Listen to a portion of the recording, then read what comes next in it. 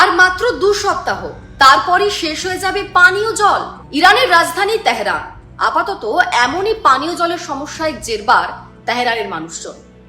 সেখানে পানীয় জলের প্রধান উৎস হচ্ছে আমির কবির বাঁধ, আর সেই বাঁধ দ্রুত শুকিয়ে আসছে। আর বড় জোর 2 সপ্তাহ, তার মধ্যেই মজুত করা জল পুরোপুরি শেষ হয়ে যাবে, এমনটাই জানিয়ে দিয়েছে প্রেসিডেন্ট মাসুদ পেজেকশিয়ানের সরকার। আর এই সমস্যার প্রধান কারণ হচ্ছে তীব্র খরা।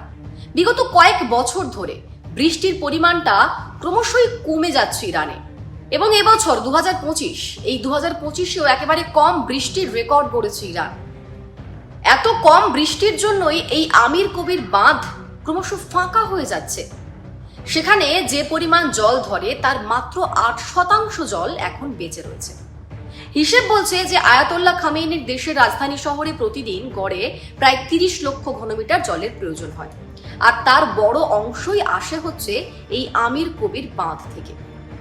1 বছর আগেও আমির কবির বাঁধে 8 কোটি 60 লক্ষ ঘনমিটার জল ছিল, কিন্তু তেহরান এবং তার আশেপাশের অঞ্চলে বৃষ্টির পরিমাণটা প্রায় 100% হ্রাস পেয়েছে। তৈরি হয়েছে খরার পরিস্থিতি। সে কারণেই সেখানে এমন সমস্যা তৈরি হচ্ছে। আমির কবির বাঁধ ছাড়াও আরো 4টি খাবার জলের বাঁধ রয়েছে ইরানে: লাতিয়ান বাঁধ, লার বাঁধ, তালেকান বাঁধ, মামলু বাঁধ। তবে সেখানেও জল খুবই কম রয়েছে।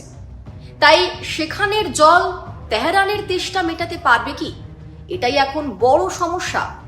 এবং এই বিষয়টা নিয়ে এখনো স্পষ্ট বার্তা দিতে পারছে না ইরানের সরকার। আর তারই সঙ্গে আবহাওয়া দফতর ক্রমশই যে অনুমান করছে যে ইরানে বর্তমানে যে পরিস্থিতি রয়েছে, খরার পরিস্থিতি, এই পরিস্থিতি পরবর্তীকালে আরো ভয়ানক রূপ ধারণ করতে পারে।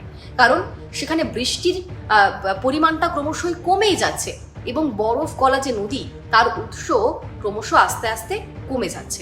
সে কারণেই ইরানের পরবর্তী পরিস্থিতি কি হয়, তেহরানের মানুষের জল তেষ্টা ঠিক কিভাবে মেটে, এখন সেটাই বড় প্রশ্ন হয়ে দাঁড়িয়েছে ইরানের সরকারের কাছে।